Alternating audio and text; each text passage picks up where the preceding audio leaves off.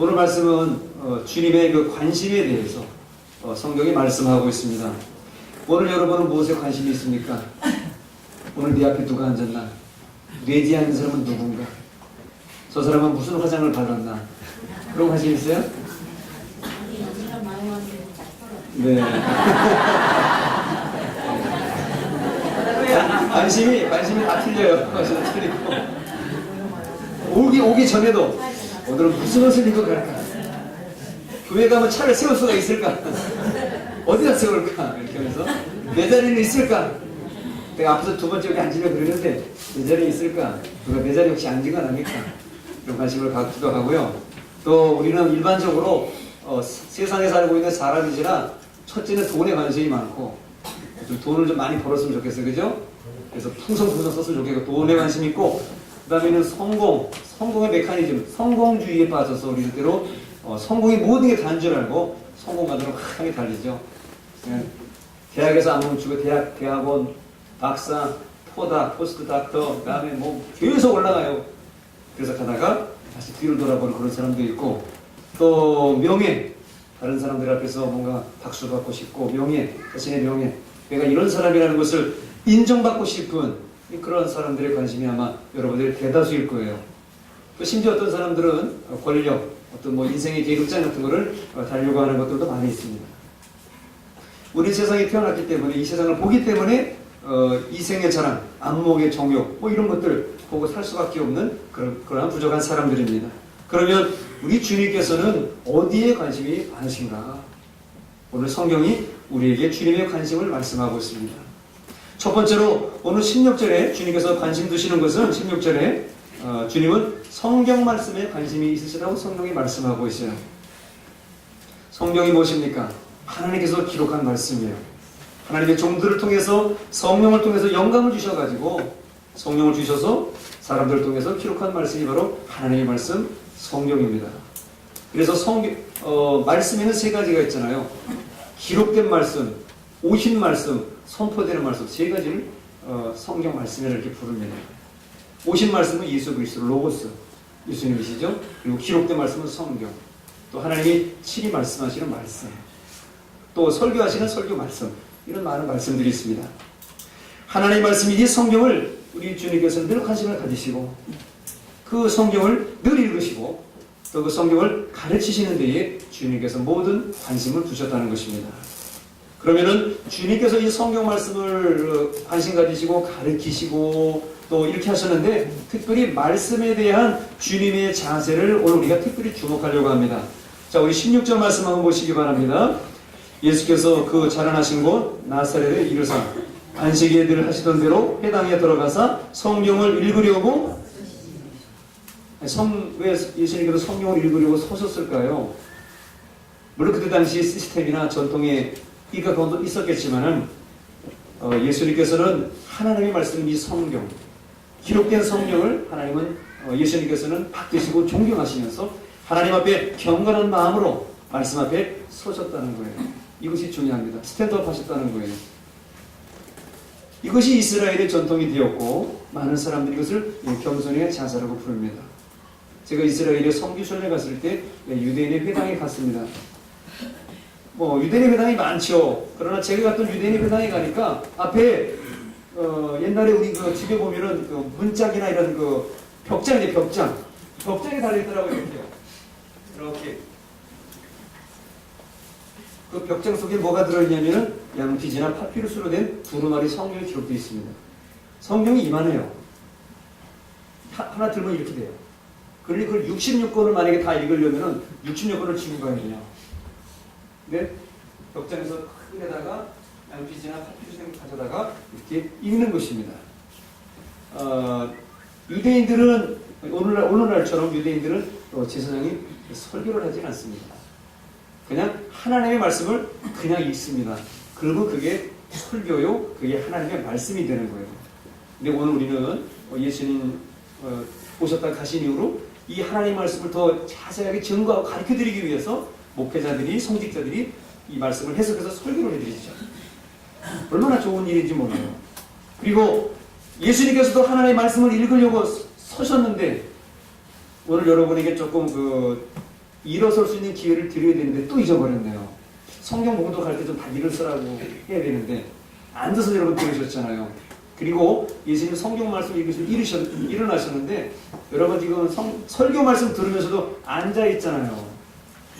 뭔가 좀 주님께 죄송스럽다는 오늘 말씀 읽어보니까 이게 앉아 있는 게 보통이 아니에요. 주님께서도 말씀 앞에 일어서셨는데 우리가 어떻게 하나님의 말씀을 전하고 들으면서 앉아 있을 수가 있는가? 우리는 겸손하고 부끄러운 마음을 갖게 됩니다.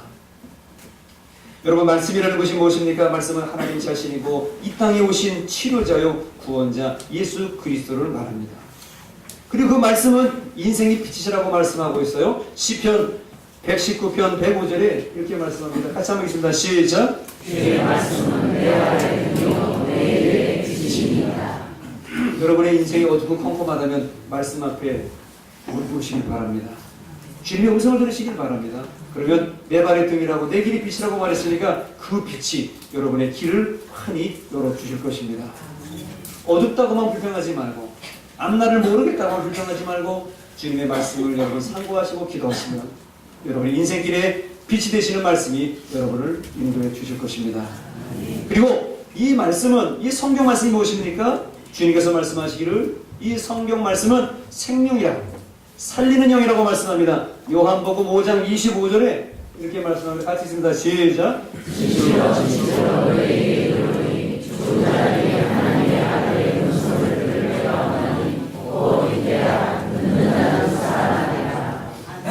여러분 다 살아있어요? 말씀 듣고 다 살아있어요? 하나님 말씀 듣고도 죽어가면 안 돼요. 그리고 귀로 들은 사람이지 마음으로 들은 사람이 아니에요. 하나님 말씀은 귀로 들으며 마음으로 들고 가슴으로 듣고 영으로 들을 때 어떻게 돼요? 살아나요. 어느 목사님이 저 말씀처럼 어떤 사장님 아들이 거의 교통사고로 죽게 됐는데 매일 목사님 신방 가셔가지고 저 성경 말씀 계속 읽었대요. 그 죽어가는 그 청년에. 근데 그가 영으로 귀로 들은 거예요. 그 사장 아들이 어떻게 됐어요? 살아났어요. 그 말씀처럼. 그래가지고 하나님께 그 사장님이 충성하시고 그 아들도 훌륭하게 충성하는 형제가 된 거죠. 여러분, 듣는 자는 살아나리라. 하나님 말씀을 듣는 자는 살아나리라. 생명의 말씀이 바로 주님께서 관심 가지시는 주님의 말씀입니다. 오늘 저와 여러분을 살리십니다. 오늘 우리도 이 말씀 앞에서 일어서야 할 때이고요. 말씀을 들으면서 저와 여러분이 영적으로 육적으로 거듭날 수 있는 귀한 은혜가 있으시기를 바랍니다. 아멘. 이스라엘이 하나님께 거역하여 불순종하고 바벨론에 70년간 포로 생활해서 잡혀가죠. 그리고 잡혀갔다 돌아왔어. 그들이 예루살렘 성전, 예루살렘 성벽에서 그들이 모여서 하나님의 말씀을 들을 때 어떻게 했느냐? 그들이 하나님의 말씀을 책을 탁 펴니까 제사장이 성경책을 탁 펴니까 사람들이 자동으로 스탠드업 일어났다고 했어요. 자, 느헤미야 8장 5절입니다. 같이 한번 있습니다. 시작. 에스라가 모든 백성 위에 서서 그들 목전에 책을 펴니 저들의 모든 백성이 일어섰습니다. 네, 성경 말씀을 탁 펴니까 사람들이 자, 한번 일어나 보세요. 자, 일어나시고 펴다 하면 안 일어날 거예요. 일본 일어나라고 해도 한 번 앉았는데 왜 일어나냐고 그러실 거예요. 이스라엘 백성들은 너무나 감격스러워서 너무 오래간만에 듣는 말씀이야. 너무 감격스러워서 에스라 제사장이 책을 펴니까 사람들이 쭉 일어나는 거예요. 왜? 회개의 자세로 일어나는 것이죠. 감사의 자세로 겸손의 자세로 일어서는 거예요. 그래서 오늘 우리는 살아계신 하나님께 경배와 찬양을 드립니다. 워십 앤 프레이즈를 드립니다. 이게 뭐예요? 살아계신 하나님께 경배하면서 내가 어떻게 하나님 영광을 돌릴까? 승리하신 분이 어떻게 찬양을 드릴까? 승리를 선포하면서 워십, 경배와 찬양을 드리는 것이 바로 오늘 우리가 드리는 찬양인 것입니다. 그러면서 우리는 앉아서 예배드리면 얼마나 감사해야 될지 몰라요. 그리고 이제 주님께서 두 번째로 관심 가지고 계시는 것이 있습니다. 오늘 18절 말씀을 보니까 주님은 성령의 기름 부으심에 관심이 많으세요. 18절 말씀 보세요. 주의 성령이 내게 임하셨으니 이는 가난한 자에게 복음을 전하게 하시려고 내게 기름을 부으시고. 성령의 기름 부으심에 주님 관심 가지신다는 겁니다. 여러분, 성령님은 누구십니까? 성령님은 하나님의 창조의 영이에요. 그리고 주님께서 보내신 분이고 바로 하나님의 영을 성령이라고 해요. 오늘 우리들과 함께 하시는 보혜사 성령님, 세상 끝날까지 마태복음 28장에 내가 세상 끝날까지 너희와 항상 함께 있으리라. 바로 보혜사 성령을 보내셔서 우리를 지켜주시는 거예요. 누가복음 마지막 장에 보면은 예수님께서 그러죠. 예수님이 승천하시면서 얘들아, 제자들아, 너희는 예루살렘 성을 떠나지 말고 내게 들은 바 아버지의 약속하신 것을 주실 때까지 기다리라. 그게 뭐예요? 성령. 누가복음에서 사도행전 넘어가는 그 사이에 바로 제자들이 떠날까봐, 주님 하늘로 올라가시니까 제자들 홈에서 떠나갈까봐 떠나지 말고 너희에게 말한 아버지께서 약속하신 거 주실 테니까 떠나지 말라. 그들이 사도행전 속에서 모여서 기도할 때에 그들이 오순절 마게다락방에서 성령을 받게 됩니다. 오늘 우리에게 은사와 열매를 주시는 분이 바로 성령이시죠. 9가지 은사, 9가지 열매를 거두게 해주십니다. 그리고 성령은 기름 부으셔서 우리에게 능력을 주시죠. 그리고 이 세상 살아갈 힘을 주시고 능력을 주십니다. 또 성령은 복음을 전할 능력을 우리에게 허락해 주십니다. 내가 전하는 거 아니에요. 성령이 임하시면 저절로 전하게 되어 있습니다. 우리 사도행전 1장 8절 다 알지만 한번 같이 읽어봅니다. 시작. 오직 성령이 너희에게 임하시면 너희가 권능을 받고 예루살렘과 온 유대와 사마리아와 남쪽까지 이르러 내 주인이 되리라 하십니다. 성령이 임한 사람은 주님의 증인이 되는 것입니다. 내가 하는 게 아니에요. 나는 그냥 운만 띄우고 입만 여는 것뿐이에요. 말만 하는 것뿐이에요. 그런데도 하나님께서는 복음 전할 능력을 주셔서 세상을 변화시키시고 신앙생활 잘할 능력을 우리에게 부어주시는 것입니다. 또 성령의 기름 부으심이 있을 때 우리가 서로 부딪히지 않을 수가 있어요. 교회는 완벽한 공동체가 아니기 때문에 교회는 죄인들이 먼저 용서받은 죄인들이 모이는 그런 곳이거든요. 그래서 거룩한 공동체라, 세인츠라, 성도라고 부르지만 우리는 그럴 만한 자격은 없는 사람들입니다. 근데 성령이 우리에게 기름 부으시면, 여러분 기름이라는 게 뭐예요? 기계에도 엔진, 자동차 엔진도 엔진 속에도 엔진 오일 기름이 있어요. 그 기름이 다 타면요, 그거 달라붙는다고 그래요, 엔진이. 그러면 그 엔진 못 씁니다. 우리 믿는 사람들도 우리 영육간에 기름 부으심이 임할 때 저 사람이 뭐라 그래도 저분이 저렇게 얘기하는구나, 감사합니다, 할렐루야, 넘어갈 수가 있는데, 성령이 기름 부으셔서 저 사람이 이상 얘기하면 저 사람이 나를 싫어하는구나, 두고 보자는구나, 오해를 해요. 사람이 오해를 해. 그래서 여러분, 성령의 기름 부으심이 있어야 돼요. 시편 23편에 기름으로 내 머리에 바르셨으니 내 잔이 넘치는다고 그랬어요. 그게 뭡니까? 기름을 왜 발라요? 양에게는 기름을 발라요. 머리에도 기름 발라요. 코에도 기름을 발라요. 머리는 왜 발라요? 양과 염소가 서로 막 치 받을 때가 있어요. 그러면 기름으로 발라놓으면 박아가지고 미끄러져요. 다치질 않아요. 또 코에다가도 기름 발라요. 양은 뭐 먹고 살아요?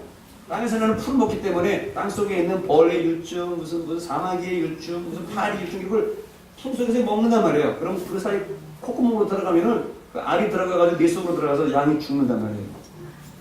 그래서 코에다가 머리에도 기름을 발라요.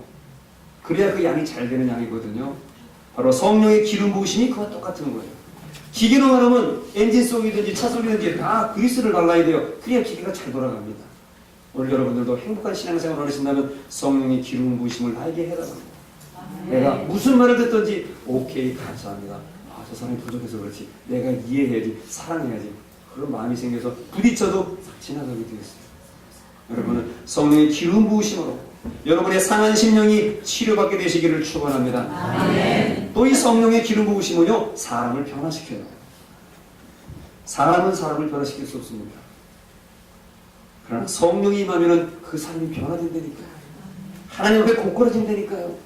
그렇게 안 변할 것 같은 사람이 성령이 임하면, 기름 부으시면 그 사람이 변합니다. 그 주인공이 바로 당신이 되시기를 바랍니다. 그 주인공이 내가 되시기를 바랍니다. 그래서 주님은 성령의 기름 부으심에 관심이 많으신 거예요. 우리에게 기름 부어주시기를 원하세요. 이것을 영어로 어노인팅이라고 하잖아요. 어노인팅, 기름 부으심. 그리고 세 번째로 주님께서 어디에 관심이 많으신가? 오늘 18절 말씀 보니까 이런 사람 저런 사람 저런 사람 많이 나와요. 한마디로 요약한다면 주님께서 관심 가지시는 사람은 바로 연약한 사람들입니다. 여기서 말하는 연약한 사람들, 어떤 사람들입니까? 오늘 18절에 말씀합니다. 먼저 가난한 자들이라고 말합니다. 저와 여러분들은 가난을 극복하고 어려운 삶을 살았어요. 저도 제가 태어난 시대를 생각해 보니까 어르신들한테 죄송한데 여기 좀 젊은 사람들한테는 저도 좀 할 말 있어요. 6.25 끝난 지 얼마 안 돼서 제가 태어났더라고 보니까. 죄송합니다. 그래서 그때 우리 아버지가 지게찜을 하고 다니셨나봐요. 산에서 나무로 해 떼고. 텔레비 나온 지도 얼마 안 돼요, 그죠? 연탄 해 떼고, 골로 집어치운 지도 얼마 안 돼요, 사실 알고 보니까. 지금이야 뭐 도시가스 나오고. 도시가스 뚫렸습니다, 지난 금요일 날. 저 마시겠어요, 저 마시겠어요. 네, 우리 소장님 열심히 수고해주셔가지고, 금요일 날 뚫려가지고, 우리 앞에 지금 밥하고 있어요. 소리 아무것도 안 들리죠? 저 문을 이중으로 닫아놔가지고 소리가 안 들려요. 우리 맛있는 반찬, 권사님들 일부 예배 드리시고 저 안에서 지금 소리 나면 지금 방해될까봐 지금.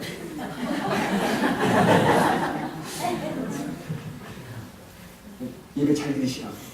저번도 일부 예배 풍성 예배 드렸거든요. 일부 예배도 얼마나 흥겨스러운지 몰라요. 일부 예배 보시는데 자꾸 우셔가지고 찬송 부르는 사람들 자꾸 우셔가지고 눈물 없이는 드릴 수 없는 예배 일부 예배.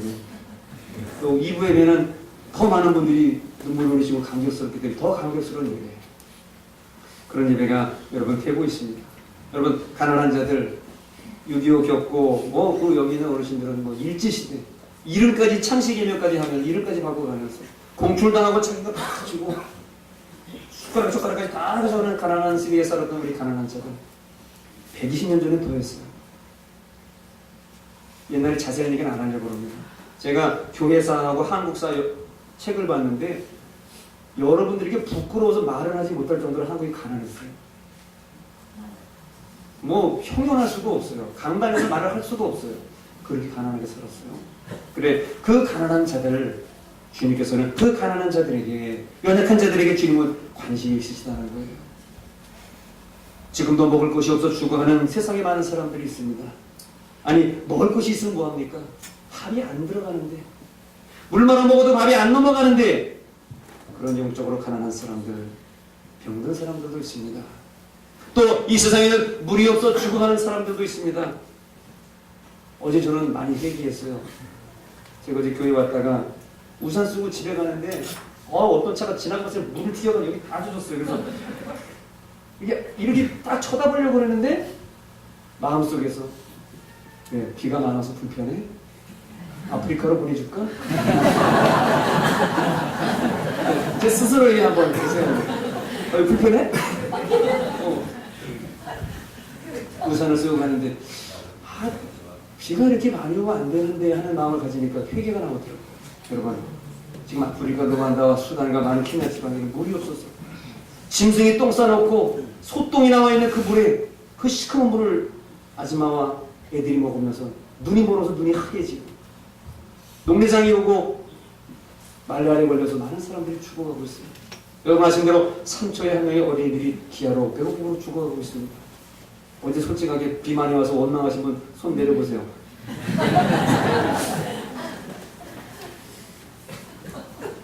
여러분 얼마나 힘들고 어려운 사람들이 우리 주위에 많은지 몰라요. 가난한 자들에게 주님 관심이 있어요. 두 번째로 주님께서 관심 가지는 사람이 있습니다. 오늘 18절 보니까 포로된 자들이라고 그랬어요.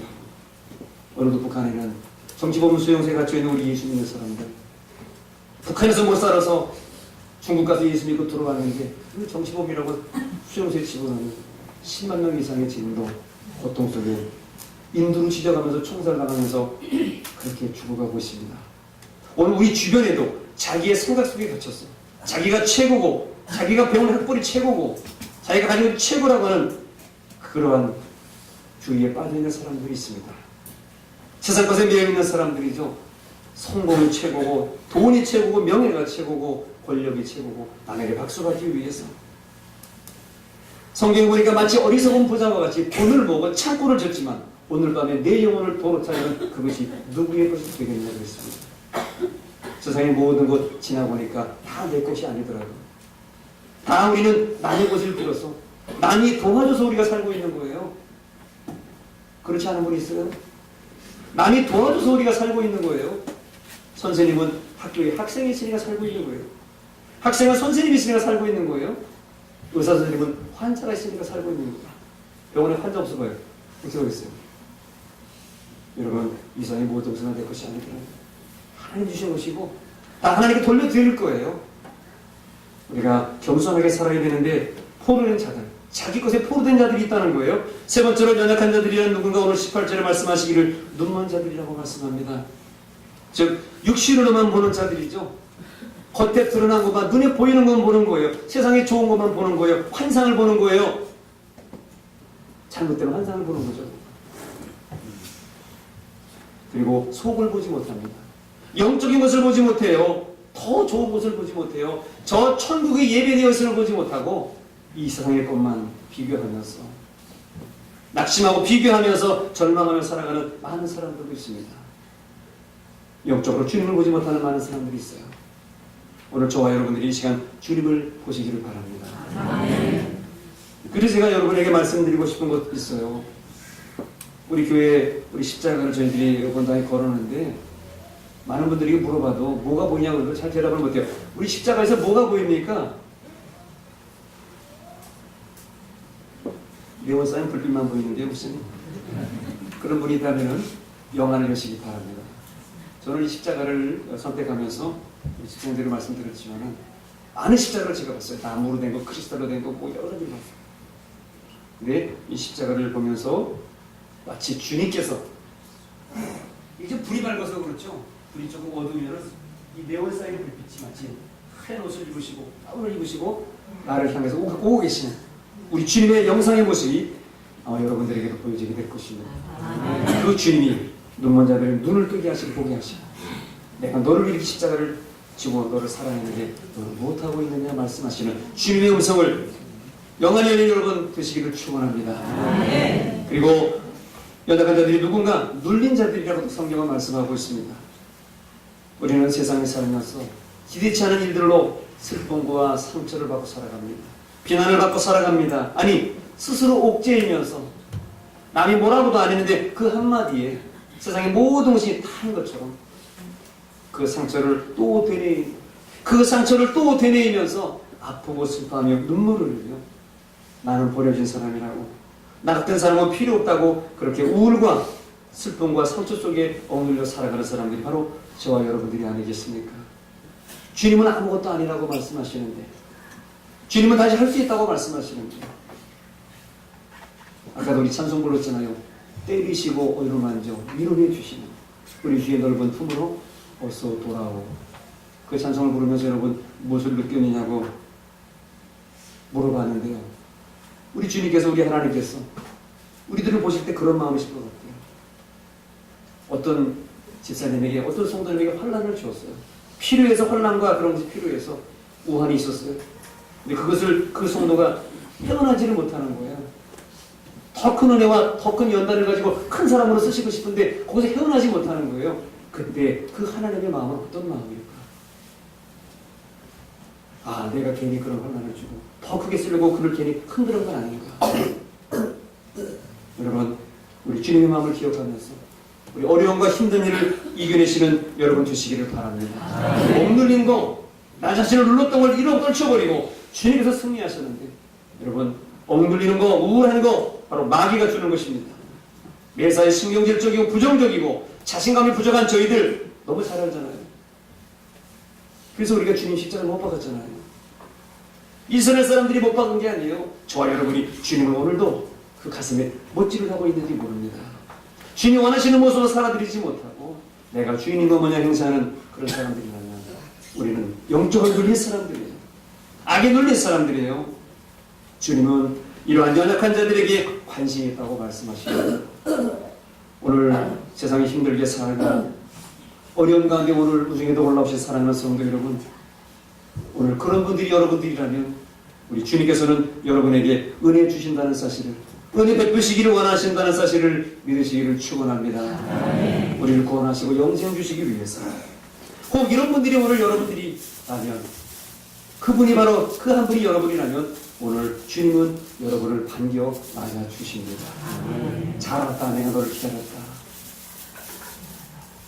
나는 너밖에 없어. 여기 아마 나이 드신 분들은 친정 어머니, 친정 아버님이 아마 생각나는 분들이 많이 있을 거예요. 잘 살려고 시집 보내서 그 집안이 시집 보내서 힘들고 어려웠는데 힘들고 어려운 일을 당하는 분들도 있을 겁니다. 친정아버지, 친정어머니의 마음, 여러분을 기다리는 그 마음, 우리 주님의 마음 아니겠습니까? 주님은 오늘 여러분의 관심 가지시면서 초청하십니다. 일찍이 이렇게 어려운 분들, 연약한 분들에게 관심을 가지셨던 분이 있습니다. 오늘 그분을 한 번 더 소개시켜 드리려고 합니다. 미국의 그 에버렛 수완슨이라고 하는 그런 목사님이 있습니다. 그 목사님은 1913년 미국 일리노이주 중북부 일리노이주에서 출생하셨습니다. 그리고 하나님을 일찍이 만나 15살 되는 해부터 길거리에 나가서 전도지를 나눠주면서 복음을 증거하며 살았습니다. 그리고 21살 때 일찍 결혼해서 자식을 낳고 부인과 함께 하나님의 은혜를 전하기 위해서 일리노이주에서 워싱턴주까지 굉장히 먼 거리입니다. 수천 킬로를 차를 타고 다니면서 걸어 다니면서 복음을 전했습니다. 길거리 전도를 했습니다. 그러다가 목사님이 워싱턴에 있는 침례교회, 시카고에 있는 침례교회에서 각각 7년씩 담임 목사로, 큰 교회 담임 목사로 목회를 하시며 안정적인 생활을 수행하시는 그런 목사님으로 살게 되었습니다. 그러던 그에게 인생의 전환기가 찾아오게 되었습니다. 바로 1950년입니다. 1950년 그해에 참 우연히도 그 목사님은 말씀과 기도 속에서 하나님의 새로운 비전과 부르심을 듣고 그 부르심에 응답하게 됩니다. 그 화려했던 담임 목사직을 내려놓고 현혈한신으로 가족을 이끌고 정치 없이 어디로 갈지 모르지만 하나님이 인도하시는 곳에 새로운 사역에 순종하기로 다짐을 하게 됩니다. 그러다가 1950년이 무슨 해예요? 한국의 전쟁이 난 해입니다. 여기 어르신들은 아마 저희의 전후 세대라 전쟁을 잘 모르지만 전쟁을 겪어보신 분들은 아마 아실 거예요. 그 파란만장했던 피빈나는 1950년 한국 전쟁이 발발하고 한국에 들어오셔가지고 6개월 동안 그 목사님이 한국에 머물게 되었다고 그래요. 그러면서 그때 그 전쟁통에 그 목사님께서는 수많은 전쟁 고아와 과부들이 굶어서 죽어가는 모습을 보았다고 합니다. 그러다가 6개월의 사역을 마치고 미국으로 다시 들어가게 되었습니다. 그리고 다시 1951년도 그 다음 해에 다시 한국으로 들어오셔서 미군 부대의 병사들과 함께 예배를 드리면서 군목으로서 그들을 위로하고 그들과 함께하면서 그들과 예배를 드리셨다고 해요. 그렇지만 그 목사님의 늘 관심 속에는 늘 부모를 잃고 떠돌아다니는 한국의 전쟁 고아들이 마음속에 늘 있었다고 합니다. 그 목사님이 차를 타고 이렇게 지나갈 때면은 깡통을 든 새카만 어린이들, 우리 아버지, 어머니, 우리 삼촌, 이모, 우리 모든 식구들 같은 그 깡통을 내밀면서 김니 쪼그래 김에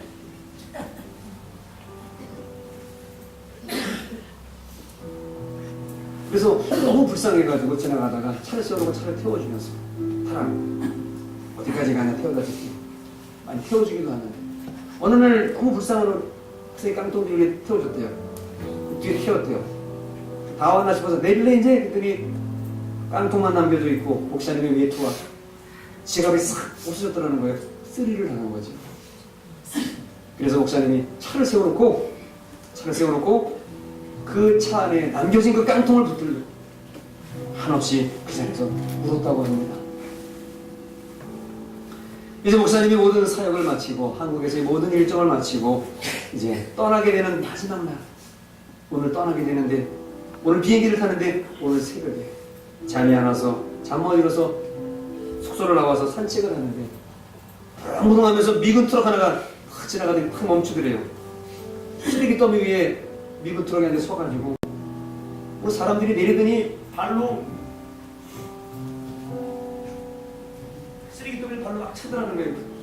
그러더니 다 먹어버리고 다 먹고 그래서 가만히 보고 있는데 그 쓰레기 더미 속에서 어린이의 손 하나가 이렇게 튀어나오더라는 거예요. 놀라서 뛰어간 목사님께서 보니까 그것이 밤새 추위와 배고픔으로 괴로워하다가 쓰러져 죽어간 우리 한국 어린이의 시신이었습니다. 트럭 안에는 어린이의 시신으로 가득하더라는 거예요. 새카맣게 끌린. 그리고 매일 아침 목사님의 숙소에 지나갔던 그 미군의 트럭 소리는 이 쓰레기 더미 속에 한국 어린이들의 시신을 실어 날리는 그러한 소리였다는 것입니다. 미국으로 드디어 들어가는 날 비행기를 타고, 옛날에는 제트 엔진이 아니고 프로펠러가 돌았잖아요. 프로펠러 소리가 확 하고 돌아가는 그 사이에, 그 미국으로 들어가는 그 사이에서 그는 하나님의 음성을 듣게 됩니다. 사랑하는 소환선아, 너는 이곳을 보았는데 이제 무엇을 할 거니? 하나님의 음성을 듣고 힘들어하는데, 그때 목사님이 너무나 괴로워서 하나님께 물었다고 그래요. 하나님 아버지, 하나님의 부르심이 있다면, 그것을 본 하나님의 부르심이 있다면 제게 확실한 징표를 보여주세요. 비행기가 한참 12시간 이상을 날아서 미국 시카고 공항에 도착했는데, 미국 시카고 공항에 도착해 내려보니까 자기 앞으로 편지 한 통이 와 있더라는 거예요. 편지를 뜯습니다. 한국의 전쟁 고아들을 속에 써달라. 그러면서 $1,000짜리 수표가 거기에 들어있었답니다. 바로 하나님의 응답이 바로 온 거지요. 그는 기도 중에 1952년에 이 수표를 가지고 강원도 삼척에 전쟁 고아들을 위한 보육원인 신혜원을 세우셨다고 합니다. 이것이 한국 컴패션. 컴패션 들어보셨죠? 차인표, 시메라, 힐링캠프, 션 정혜영 씨가 많이 해서 유명해진 컴패션. 한국 컴패션의 시작이었습니다.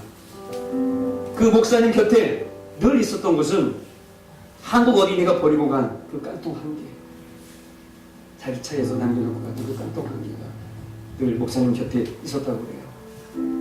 그리고 미국에 들어가셔가지고 미국 곳곳을 누비며 집회를 다니시면서 깡통을 들고 이렇게 외쳤다고 합니다. 사랑하는 신사 성령 여러분, 사랑하는 성도 여러분, 이 깡통이 여러분 보시기에는 그냥 쓰레기이지만은 한국의 한 어린이에는 생명줄입니다. 한국 어린이를 살려주세요. 그때부터 미국에서 한국 어린이들에게, 전쟁 고아들에게 1대1로 결연을 맺고 후원을 하고 의료 혜택을 주고 옷과 이불을 보내서 따뜻하게 덮고 자는 혜택을 그때부터 주었다는 거예요. 물론 도와주다 보니까 반대도 만만치 않더라는 거예요.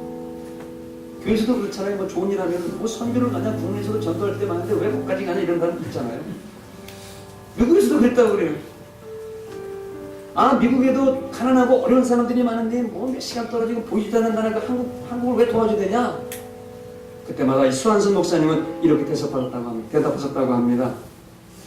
우리 주위의 사람들을 돕는 것은 너무나 당연한 일입니다. 우리가 천국에 갔을 때에 하나님은 백인만 혹은 미국 사람만 보는 것을 원치 않으십니다. 하나님은 지금 소리 한번 질러보지 못하고 쓰레기 트럭에 실려나가는 한국 어린이들의 가슴 속에 계십니다. 목사님은 돌아가시기 전까지 한국 이야기를 하시면서 종종 울으셨다고 그래요. 사역을 마치고 그가 나이가 들어 말년이 되어서 병상에 있을 때에, 하나님의 나라를 기다리고 있을 때에 그 목사님의 일기장에는 이렇게 적혀 있었다고 합니다. 하나님은 한 어린이의 손을 잡았을 때 한 보육원을 세울 수 있게 해주셨고, 한 보육원을 세웠을 때에 한 나라를 일으켜 주심에 감사드립니다. 그리고 눈을 감으시고 컴패션이 한국에서 시작이 된 거예요. 미국 컴패션 본부에는 타임캡슐이 있어요. 그 타임캡슐에는 뭐가 있느냐? 선슨 목사님이 한국에서 보셨던 한국 예배 순서지, 한국 애들이 쓰던 학용품 물론 그것이 타임캡슐에 들어있고, 앞으로 100년 뒤에 그 타임캡슐을 개봉하면서 우리는 아니지만 우리 후손들이 그렇게 사랑의 선언하는 것을 알게 해달라고 타임캡슐을 묻었다는 거예요. 사랑하는 성도 여러분, 주님은 오늘 이런 자들에게 관심이 있습니다. 여러분 가슴이 아프죠? 여러분 육체가 아프죠? 힘든 문제가 있죠? 자식 문제, 돈 문제. 나도 알지 못하는 인생의 모든 문제 속에서 통곡하고 싶고 한건 막 풀어버리고 싶은 많은 것들이 있을 겁니다. 연약한 우리들, 가난하고 포로되고 눈멀고 눌린 자들, 주님은 이런 사람들에게 관심이 많습니다. 또 이런 자들에게 은혜 베푸시기를 원하십니다. 여러분이 그런 사람이라면 여러분 주님께 나오시기를 바랍니다. 주님 앞에 손을 내미시기를 바랍니다. 주님의 손을 붙잡으시고 주님의 눈을 바라보시길 바랍니다. 주님의 십자가를 바라보시길 바랍니다. 그리고 그뿐만 아니라 우리도 우리보다 더 어려운, 억눌리고 가난하고 병들고 마시는 물이 없어 죽어가는 우리 삶을 살면서 봄비를 원망했던 저희들이었지만 마시는 물이 없는 아프리카 사람들, 우리 그들에게 손을 내밀어 주님께서 당신들에게 관심이 있다고, 주님이 나를 보내서 내가 여기까지 왔다고 달려갈 수 있는 아름다운 주님의 손과 발이 되어야 되지 않을까요? 우리 이런 마음을 우리 담아서 이 목자의 심정